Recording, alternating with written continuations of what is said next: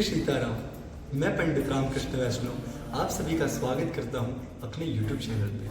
आज का हमारा शीर्षक है कि असाध्य रोगों से कैसे मुक्ति पाएं।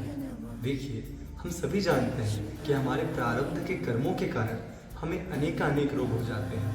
यही कारण है कि एक 5 साल के बच्चे को भी कैंसर जैसी बड़ी बीमारी हो जाती है। क्यों?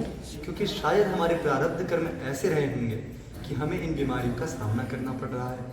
अब अगर हमने कोई गलती की है, उदाहरण के लिए हमने धूम्रपान किया है, उस वजह से अगर हमें कैंसर होता है तो उसका तो इलाज संभव है।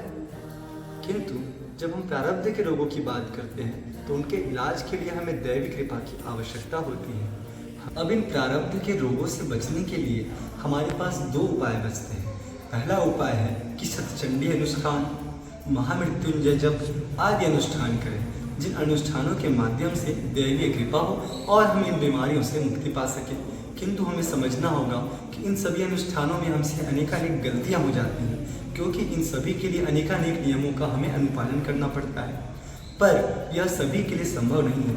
अतः हमारे पुराणों में असाध्य रोगों से बचने के लिए अत्यंत सरल उपायों के बारे में बतलाया गया है। तो वह दूसरा उपाय कुछ इस प्रकार है।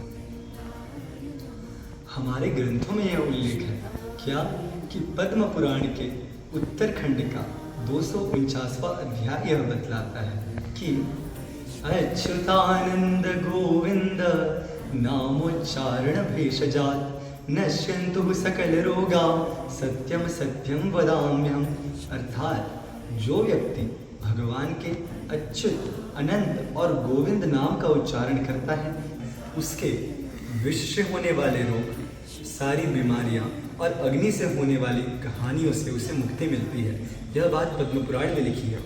इस संदर्भ में यह कथा आती है कि जब समुद्र मंथन के वक्त हलाहल विष निकलता है, तब उस विष का पान करने से पूर्व महादेव भगवान के इस नाम का उच्चारण करते हैं कि अच्युतानंद गोविंद नाम उच्चारण भेषजात नश्यन्तु सकल रोगा सत्यम सत्यम वदाम्यहम्।